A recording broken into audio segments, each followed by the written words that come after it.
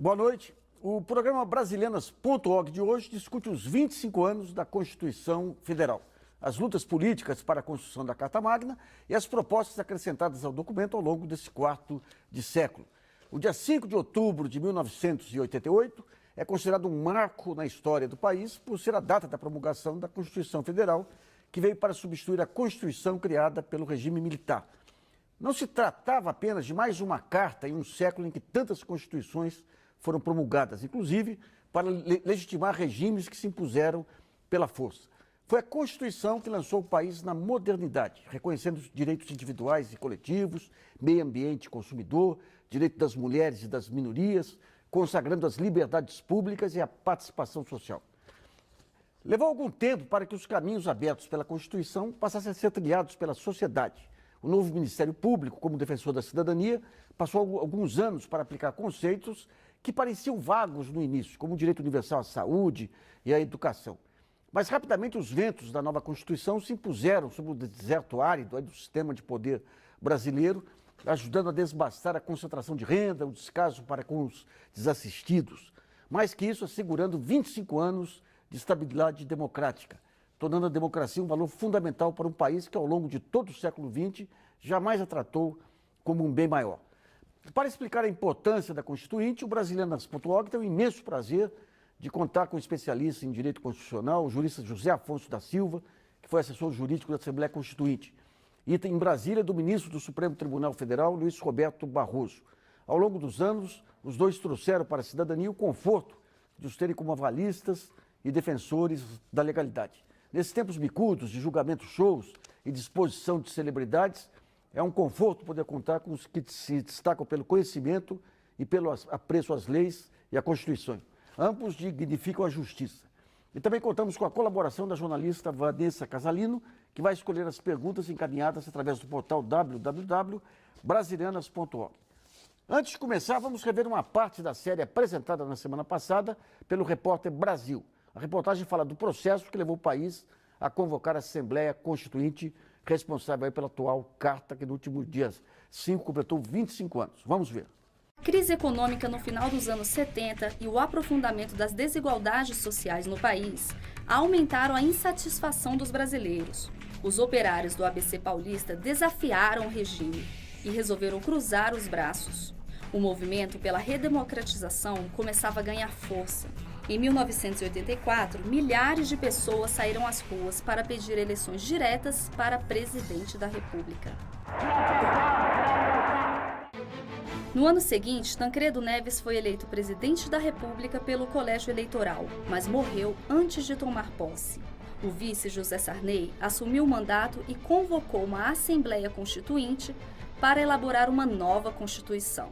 Tancredo podia, evidentemente, ver o timing em que ele desejava que a Constituinte fosse feita. Mas eu, sem ter a força política que o Tancredo tinha e com as forças que o apoiavam, eu achei que eu devia fazer imediatamente a Constituinte, uma vez que eu devia abrir todas as portas necessárias à implantação imediatamente do Estado de Direito no Brasil. 559 parlamentares receberam a missão de escrever a nova Constituição do país. A população apresentou sugestões por meio das chamadas emendas populares. Grupos dos mais diversos tipos, índios, médicos, ruralistas, trabalhadores rurais, tomaram os corredores do Congresso para defender seus interesses. No plenário, os debates eram dominados pelo chamado Centrão e pela ala progressista. O doutor Ulisses não sabia o que fazer, né? Porque havia perto de 80 pontos, definições, que a Constituinte não definia, porque empatava. Não tinha maioria nem de um lado nem do outro. Resultado, o doutor Ulisses inovou em matéria de direito constitucional, dizendo o seguinte: bom, o que vocês não resolverem aí, vamos deixar para a lei ordinária, para a lei complementar. Depois de muitos debates marcados pelas disputas e pelos embates políticos, a Constituição foi promulgada no dia 5 de outubro de 1988. Aqui, desta mesa, Ulisses Guimarães apresentou ao país o resultado de 19 meses de trabalho. Declaro promulgada. o documento da liberdade, da dignidade, da democracia, da justiça social do Brasil. Que Deus nos ajude que isto se cumpra. Bom, é de emocionar, viu? Ainda sobre a Constituinte, eu conversei aqui em São Paulo com um constituinte de grande atuação. Vamos ver. O nosso entrevistado não é o vice-presidente da República, Michel Temer. É o jurista constituinte de 88, um dos ideólogos daquele documento, que é o doutor Michel Temer. Doutor Temer, 25 anos depois, qual o balanço que se tem da Constituição? Olha, Nassif, eu quero dizer a você, em primeiro lugar, eu fico muito agradado de você não estar entrevistando o vice-presidente, mas alguém que participou da Constituinte, que é da área jurídica, né?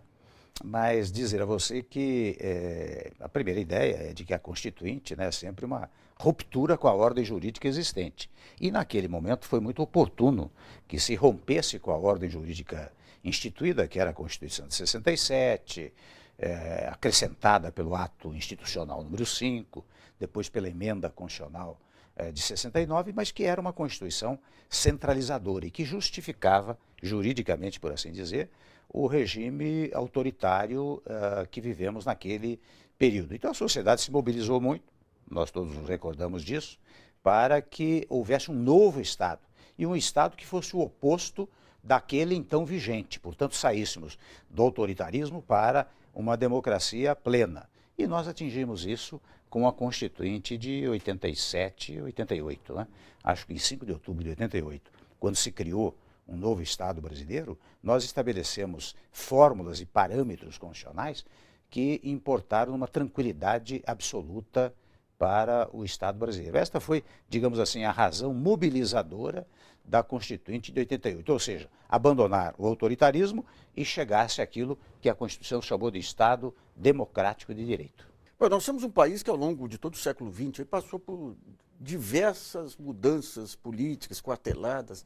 Da Constituinte para cá caiu um presidente da República, 2 outros ficaram sob ameaça. O ano passado tivemos uma catástrofe enorme também, momentos de catástrofe violenta, e a democracia foi preservada. Isso se deve ao quê? Ao detalhismo da Constituição? Você tem razão. Quer dizer, você pega desde a Constituição Republicana de 1891, a cada 25, 30 anos era preciso modificar o Estado brasileiro. Você teve 91, teve 34, 37, 46, depois o movimento 64, né? 67. Portanto, sempre se modificou. O segredo dessa Constituição é exatamente o fato dela amalgamar, digamos assim, os direitos da democracia liberal com a democracia social. Nós tivemos esta, digamos assim, sabedoria. Então, teses, até para dar um exemplo aqui, Nassif, teses como, por exemplo, o direito à alimentação, o direito à moradia. Quando colocaram isso na Constituição, as pessoas me perguntavam, mas o Temer, você que é jurista, imagine de colocar isso na Constituição, que as pessoas têm direito à moradia, têm direito à alimentação.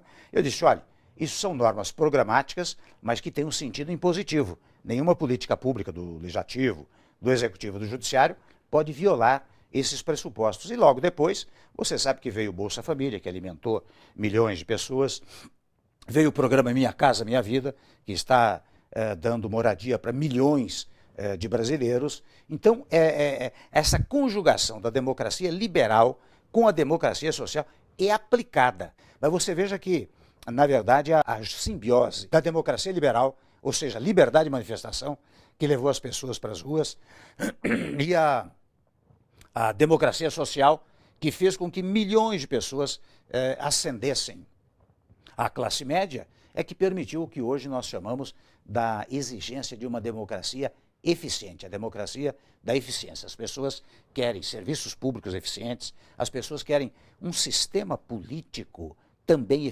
eficaz e eficiente, daí a tese da reforma política. Então, interessante, você verifica que de 5 de outubro de 88 a hoje, nós passamos por essas 3 fases: democracia liberal, democracia social, e agora exige-se, está sendo aplicada, começando a ser aplicada, a chamada democracia da eficiência. Isso é que dá estabilidade institucional ao nosso país. Muito bom. Doutor Afonso, o senhor participou lá diretamente dos trabalhos. Eu queria que o senhor explicasse um enigma aí. Nós saímos da ditadura, parecia que você tinha um deserto, embora a sociedade já discutisse muito desde o começo dos anos 80, de repente aparecem especialistas em todas as áreas, saúde, educação, com essa visão libertária, social. Como que se conseguiu dar organicidade a todas essas demandas lá? Que modelo que foi utilizado para dar eficácia, digamos, conseguir consolidar tantas propostas?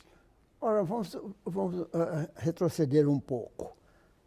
Durante a ditadura, o povo não havia possibilidade de exprimir publicamente. Mas aconteceu um fenômeno social importante, os movimentos sociais aí se desenvolveram no Brasil, apesar da ditadura, e sociedades de bairros, comunidade de base e outras formas de sociedades movimentaram e conscientizaram em boa parte o povo, porque eles se debatiam neste ambiente. Isso foi conscientizando o povo. Muito bem. Quando se começou a discutir a Constituinte, o povo já estava um pouco preparado para isto. E sabia, tinha consciência que um regime de liberdade só seria bom para eles, para o povo em geral. Isso era um pressuposto importante para o êxito de uma Constituinte e depois para o êxito da própria Constituição. Ora, a Constituinte, outra coisa, a Constituinte demorou bastante. Antes dela veio a Comissão Afonso Arinos, que discutiu muito também a Constituinte e a Constituição. E a Constituinte demorou muito. Essa demora, sob certo aspecto, foi boa para que o povo começasse a perceber que havia alguma coisa que interessava a eles. E eles participaram muito da Constituinte. Isso sedimentou, sociologicamente, digamos assim, a possibilidade do êxito da Constituição. Bem, e a Constituição, juridicamente, respondeu a esse anseio, porque criou um sistema de direitos fundamentais muito voltado para o interesse do povo, para o destino do povo. Ora, essa conjugação de problemas sociais e jurídicos sedimentaram a possibilidade do êxito da Constituição. Então, ela está durando, como está durando, está regendo bem o país, está consolidando um sistema democrático que nunca tivemos. Por quê? Porque houve uma participação intensa do povo. Antes, sociologicamente, digamos assim, e depois, na própria Constituinte. Os corredores da Constituinte, eu estava lá,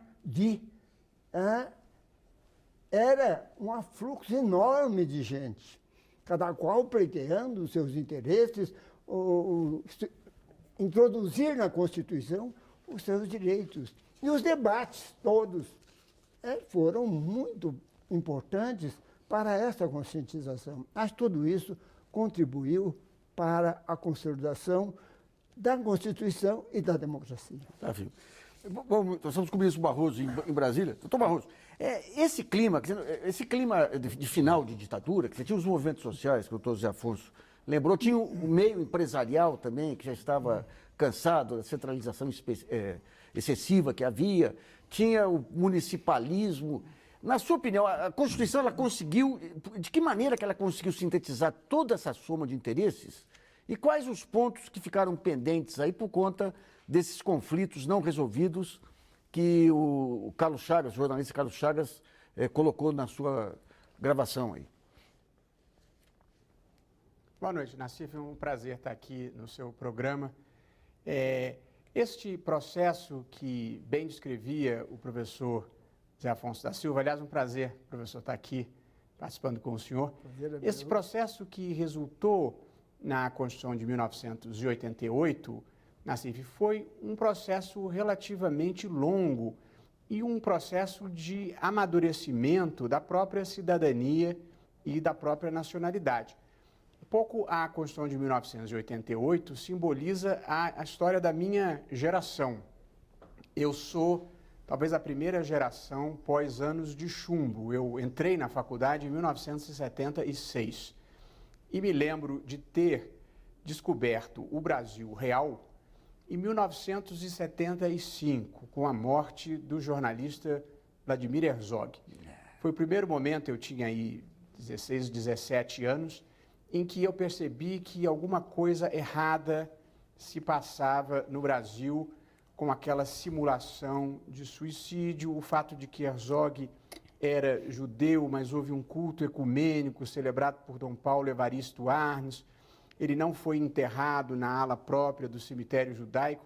Eu diria, a geração que eu integro despertou para a vida política e para a vida cívica aí no início da segunda metade da década de 70. E esta geração, pós anos de chumbo, começa a se conscientizar.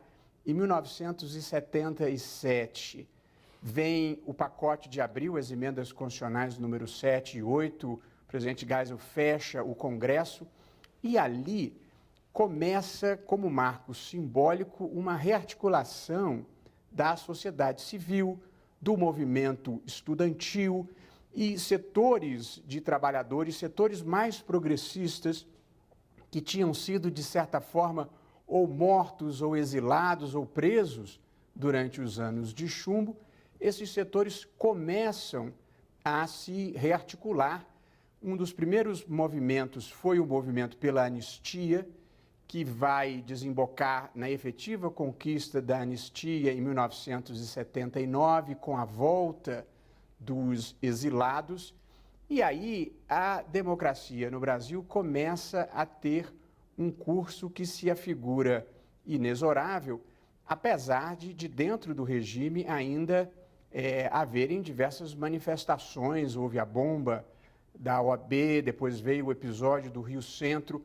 Mas eu faço esse registro porque a Constituição de 1988 ela não surge em um vácuo, nem foi produto de um estalar de dedos. Ela foi o produto de um processo histórico que foi amadurecendo, passa pelas eleições diretas para governador em 82, pela campanha das eleições diretas em 84 e, finalmente, vem a convocação da Assembleia Constituinte pela Emenda Constitucional número 26, em 1986, em que aí já o presidente Sarney cumpria uma promessa de campanha do presidente Tancredo Neves, que nunca chegou a tomar posse. De modo que eu faço esse registro histórico de justiça, que a Constituição de 1988, ela foi o produto de um acúmulo de energias democráticas e progressistas que paulatinamente foram empurrando para a margem da história o regime militar. E aí vem a convocação da Constituinte e ainda para fazer um registro prévio, houve uma grande demanda da sociedade civil por uma Constituinte exclusiva.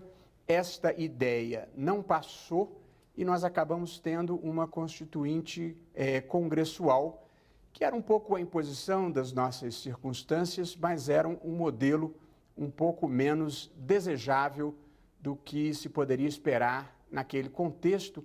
E o fato de termos uma Constituinte congressual foi responsável por alguns aspectos negativos, dentre os muitos aspectos positivos. De modo que eu, antes de devolver a palavra ao professor Zé Afonso e de comentar a Constituição de 1988, o seu desempenho, achei que seria relevante fazer uma ligeira recapitulação histórica de como nós chegamos até ela. E aquela missa na Praça da Sé para o Herzog, quem passou não marcou o resto da vida. Vamos a uma pergunta selecionada pela jornalista Vanessa Casalino. Lembrando que o programa é ao vivo e você ainda pode mandar perguntas pelo site www.brasilianas.org. Vanessa. Boa noite, Nassif. Boa noite, professor. Boa noite ao ministro.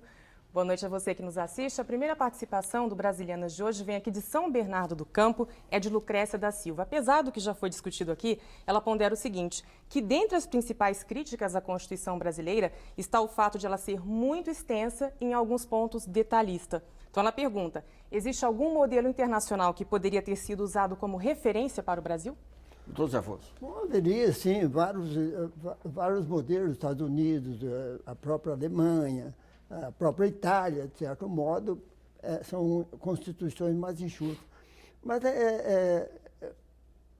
essa questão de constituição mais enxuta, mais sintética, ou mais analítica, é um problema histórico, é um problema real de cada país. A Constituição de Portugal também servia de modelo, é também mais analítica do que as outras que eu mencionei.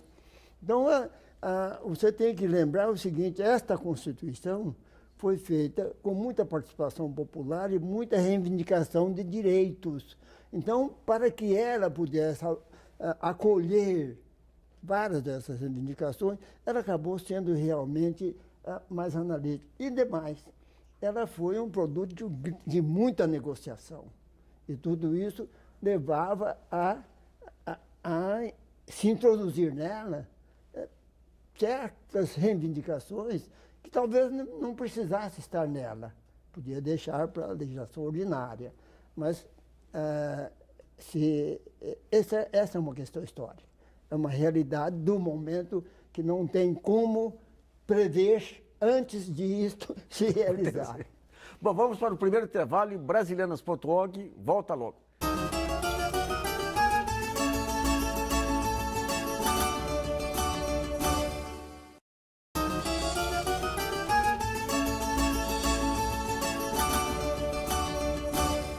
Voltamos a apresentar o Brasilianas.org, que hoje discute os 25 anos da Constituição brasileira. São nossos convidados o jurista, especialista em Direito Constitucional José Afonso da Silva, que foi assessor jurídico da Assembleia Constituinte, e em Brasília o ministro do Supremo Tribunal Federal, Luiz Roberto Barroso. Nesse segundo bloco, vamos abordar, entre outros pontos, as emendas acrescentadas à Constituição ao longo desses anos. Antes do debate, vamos ver mais um trecho da entrevista que fiz com o vice-presidente da República e constituinte, Michel Temer. Ele fala também da participação da sociedade na elaboração da Constituição. Vamos ver. A Constituinte foi uma assembleia aberta para o povo. Todos os setores sociais compareceram à Constituinte. 1 ano e meio, quase 2 anos de trabalhos da Constituinte permitiram que os vários setores sociais lá fossem e indicassem suas pretensões. E com a presença muito forte do Dr. Ulisses Guimarães, que era capaz de comandar um grupo, convenhamos, que também era representante de vários setores sociais. E com a tranquilidade do Bernardo Cabral, que foi o relator da Assembleia Constituinte, nós conseguimos também misturar, digamos assim, no texto harmonicamente, todas as aspirações sociais. Por isso que, digamos, não foi uma Constituição feita nos gabinetes, mas foi uma Constituição feita pelo povo. E por isso que nós tivemos esses grandes direitos sociais encartados no texto constitucional e que agora estão sendo aplicados.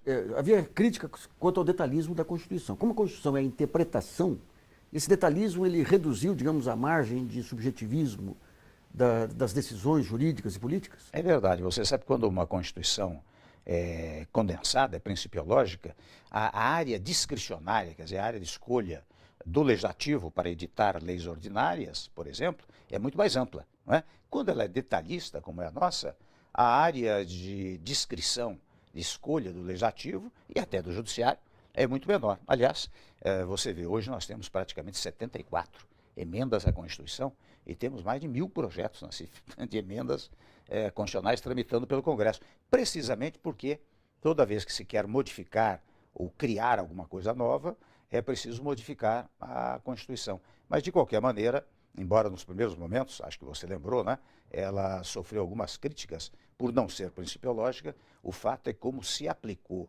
corretamente, hoje ela é enaltecida por todos precisamente pelo seu detalhamento. Não havia confiança para quem lia os jornais ou acompanhava de fora, que você já tivesse toda aquela sabedoria nos diversos setores da sociedade brasileira também, né? Porque formaram-se antes da Constituinte, né, na CIF, vários movimentos. A OAB, por exemplo, fez vários congressos nacionais pedindo à Constituinte, né, a CNBB, a SBPC, Sociedade Brasileira para o Progresso da Ciência, faziam encontros e reuniões e discussões e conferências a respeito da necessidade de reformular o clima político do país. Porque, na verdade, a Constituição de 67 não previa a sua destruição.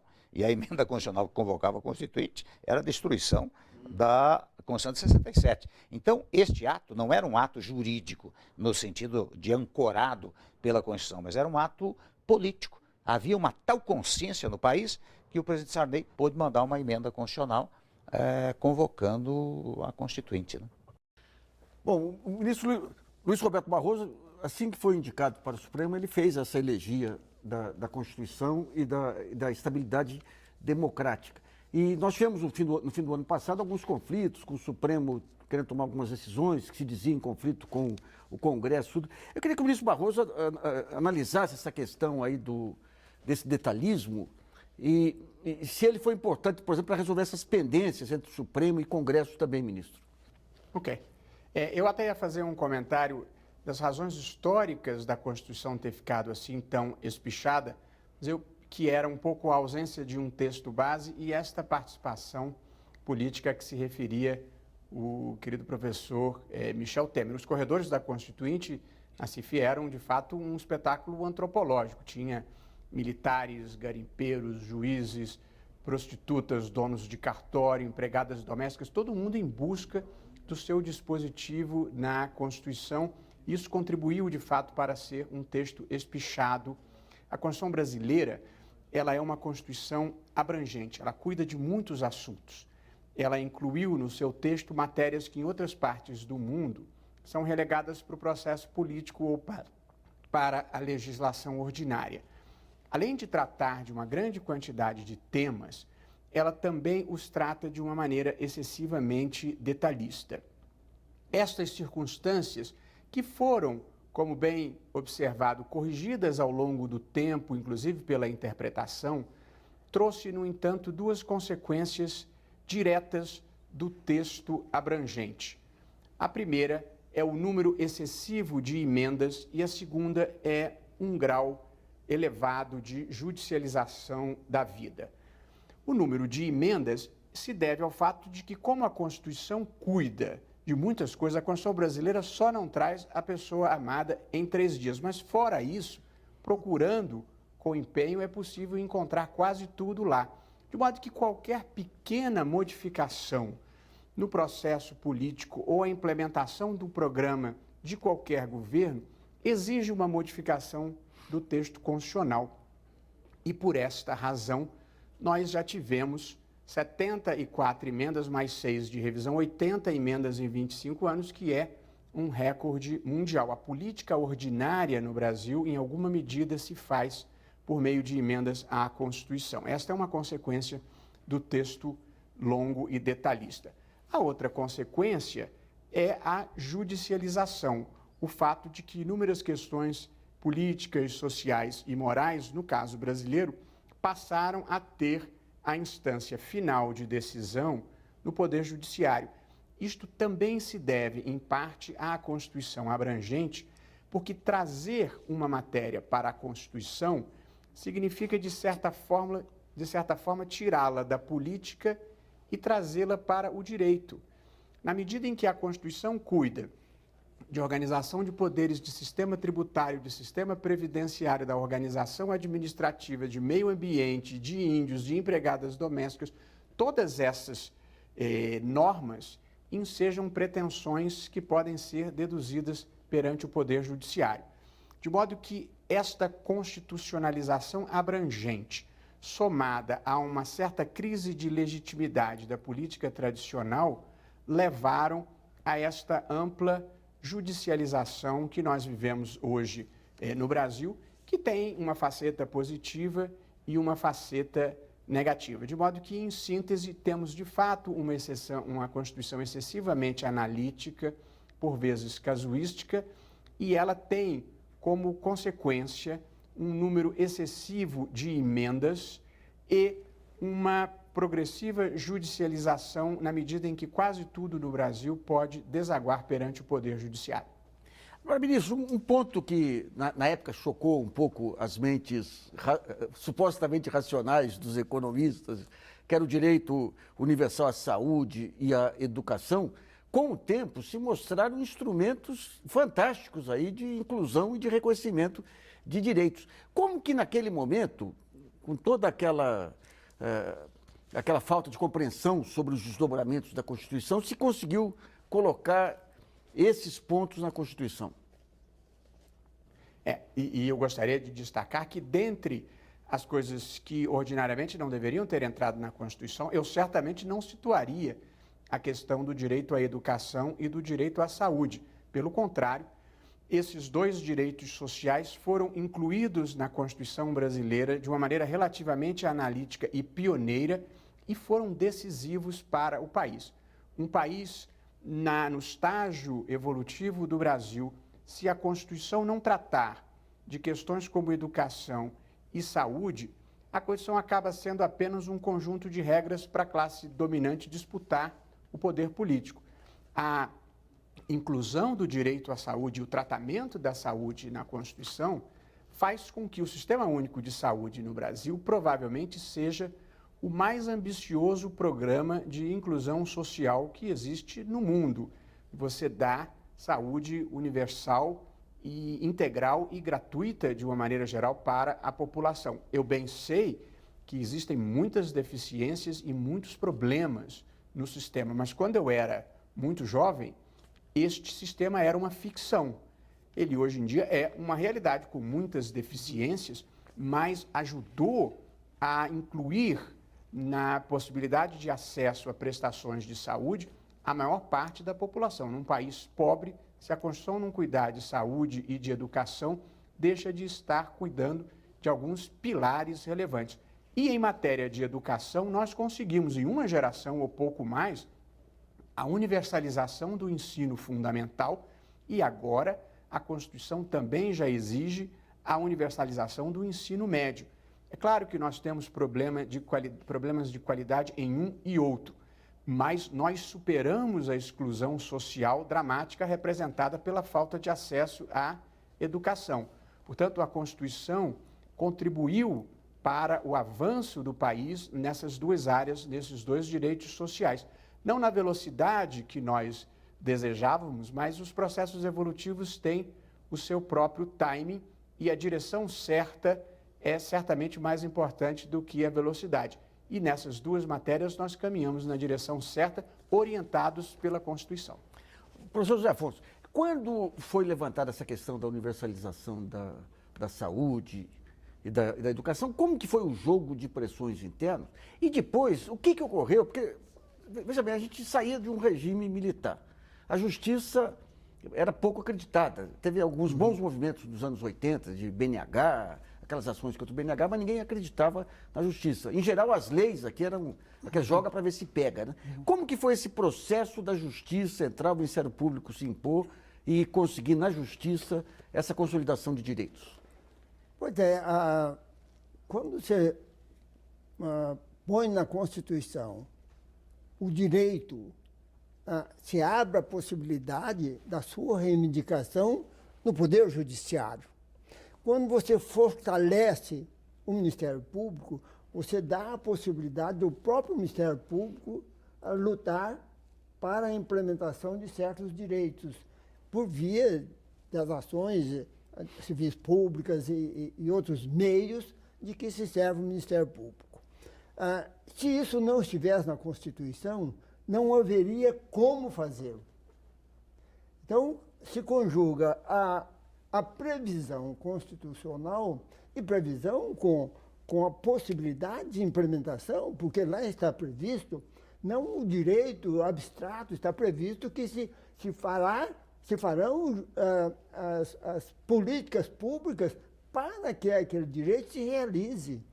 Não é uma questão puramente abstrata, não há nada de puramente programático nisso, não há programação programático, é o direito concretamente previsto com os instrumentos para a sua realização. É assim também no meio ambiente, é assim também nos direitos dos índios e nos direitos sociais do modo geral.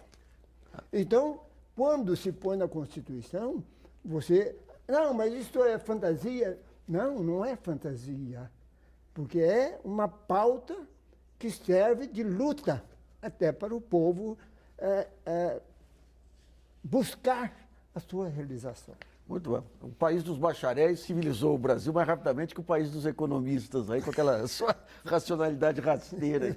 Vanessa, tem uma questão de um leitor interessante sobre essa questão da margem de arbítrio do juiz, né? Sim, Nassif, é uma pergunta do Alex Silva, ele não especificou de onde ele escreve, mas ele diz o seguinte: a partir, por exemplo, da questão da influência da moral do juiz na interpretação jurídica e constitucional tratada por Ronald Dworkin, e a questão dos limites e legitimidade da criatividade judicial na interpretação do direito tratada por Mauro Capelletti.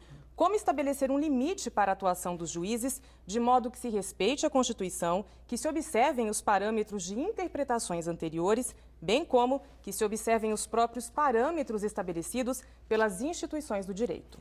Eu remeto, então, ao ministro Barroso. Durante algum tempo se falava no Poder Judiciário avançando além das leis para poder acelerar a civilização. Em algum período recente da história havia um pavor de que o subjetivismo pudesse conferir ao próprio Supremo um poder absoluto.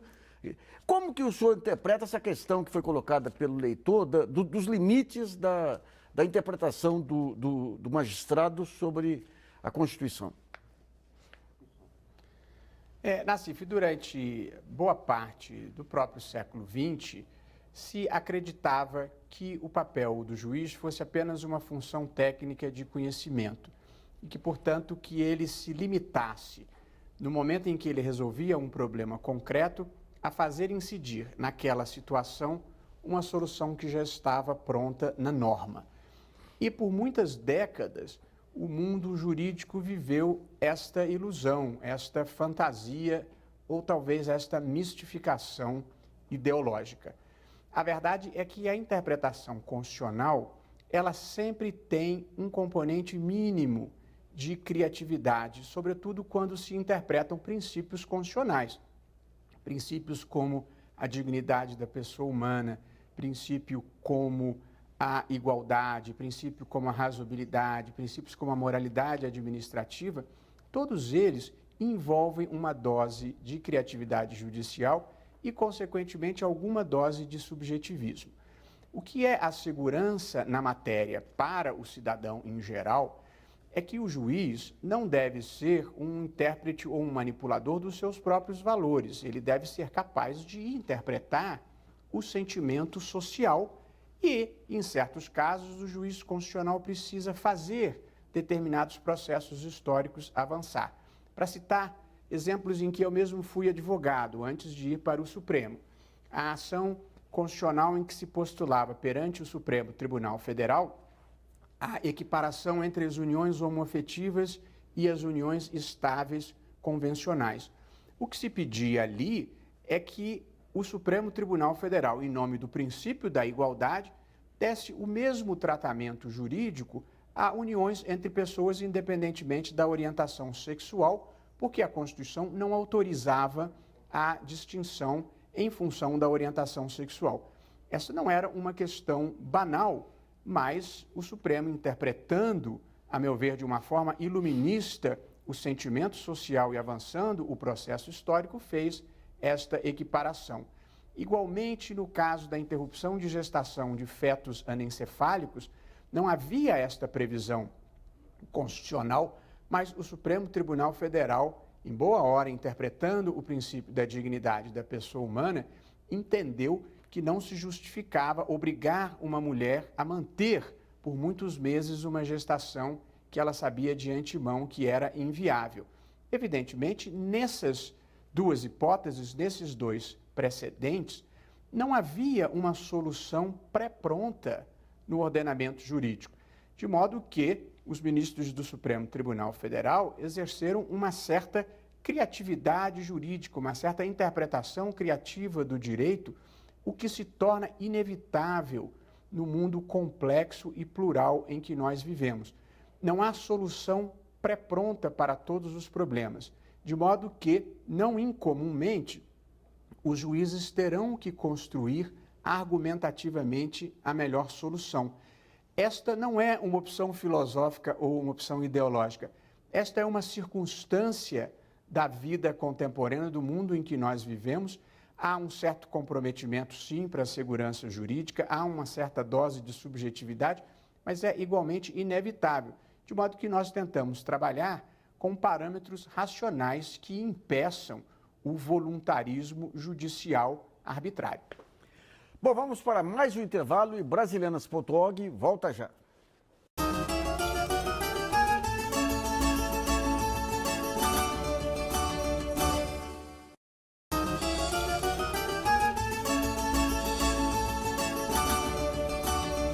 Voltamos a apresentar o Brasilianas.org, que hoje discute os 25 anos da Constituição brasileira.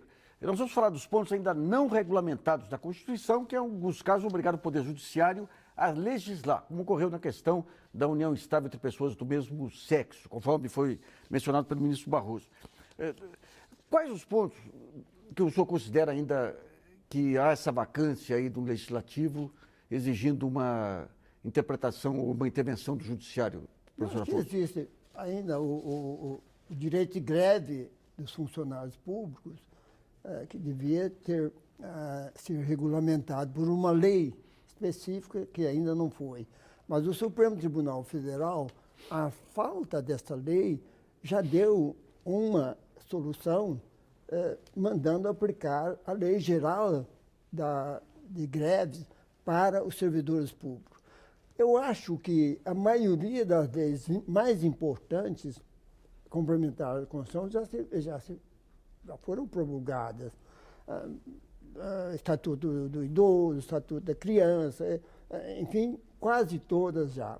Existem ainda algumas que eu não acho que sejam tão importantes, mas outras já existiam, talvez deveriam ser modificadas, mas no essencial já estavam prevendo aquilo que a Constituição exigia. Então, por isso, algumas delas não foram feitas. Mas, em geral, eu acho que isso vai se fazendo a seu tempo. Tá vendo?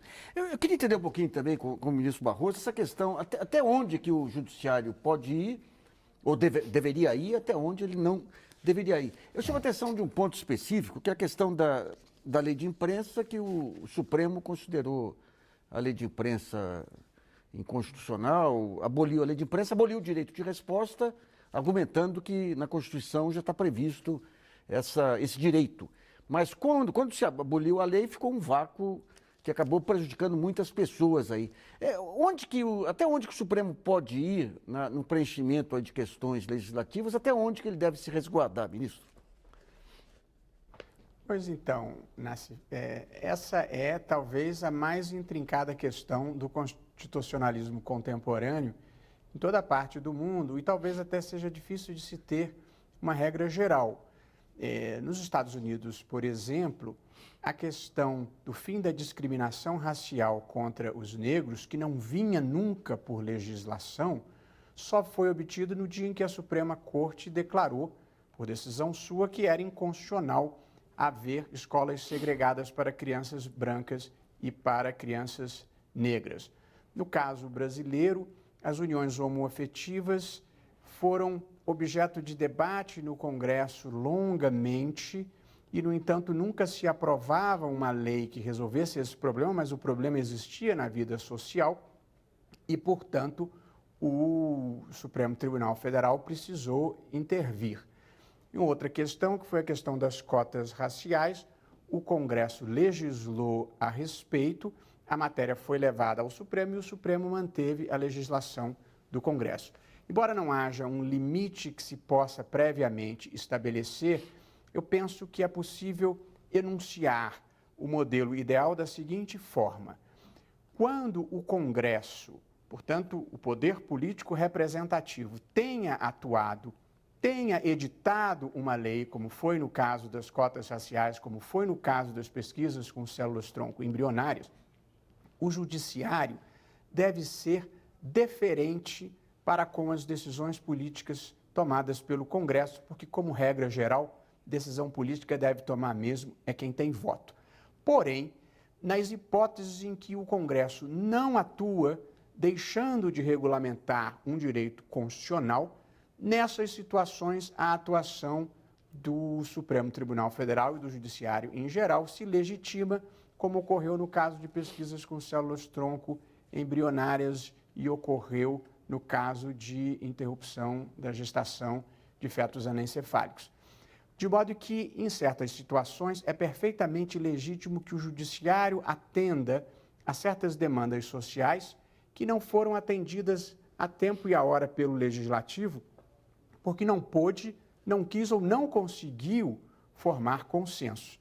A verdade é que a sociedade brasileira hoje tem demandas importantes que o Congresso não consegue solucionar e, em relação a algumas delas, o Judiciário também não pode, esponte própria, solucionar. Por exemplo, a questão da reforma política, que é uma necessidade quase desesperada da sociedade brasileira. Existem impasses no Congresso Nacional em relação à sua tramitação e, portanto, esta impossibilidade de consenso no Congresso produz um mal-estar causado por esse descolamento entre a classe política e a sociedade civil, que oferece riscos para a democracia.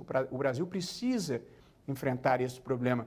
Existem problemas relacionados ao federalismo fiscal, à guerra fiscal, por exemplo, entre os estados em matéria de ICMS, que é extremamente deletéria para a federação e está à espera de uma solução política do Congresso. E o que é pior é que quando a política não consegue resolver esses problemas, eles acabam sendo judicializados e vão ser solucionados no foro que não é o melhor foro para a tomada de decisões políticas. De modo que não é fácil traçar este limite, mas eu não acho que o problema no Brasil hoje seja de excesso de judicialização. Eu acho que o problema maior é de escassez de boa política. Nós precisamos voltar a colocar a política no centro das grandes decisões nacionais. Mas, para isso, nós precisamos de uma reforma que não vem. Professor José Afonso, diz a democracia é o poder do povo pelo povo, o povo é o que sempre se manifesta, mas a gente percebe, de vez em quando se tem veículos de massa poderosos também, e quando se tem que os grandes avanços sociais, como foi lembrado pelo ministro Barroso em relação aos Estados Unidos, ele ocorre de uma minoria esclarecida que acaba consolidando os direitos de minorias também. Até que ponto que, digamos, esse clamor das ruas, a maneira como a mídia atua sobre a opinião pública também, torna a justiça mais ou menos virtuosa? Bom, veja bem, toda vez, se a democracia é um governo fundado na vontade popular, também a justiça vai agir quando existe uma postulação popular. Não quer dizer que a justiça tem que se pautar pela opinião pública. Quer dizer que ela vai ter que também ouvir a opinião pública, também ouvir os clamores populares para dar encaminhamento às questões que são levadas ao seu conhecimento. Ela não pode desconhecer, especialmente um tribunal como o Supremo Tribunal Federal, que não pode ser apenas técnica, juridicamente. Tem que ter uma visão também política. Não para fazer política partidária, mas uma visão política grande para a solução dos problemas que também têm conotações políticas. E nessa perspectiva é que age o Poder Judiciário. Perfeito. Nós estamos chegando ao final, mas eu queria fazer uma última pergunta para o ministro Barroso. Ministro, fora dos períodos eleitorais, a chamada opinião pública ela sempre foi interpretada através da mídia, digamos, da velha mídia. E dentro do mercado de ideias aí, quando você tem uma cartelização, digamos, dos mecanismos de mídia, acaba ficando uma opinião pública enviesada. E temos agora esse fenômeno das redes sociais também.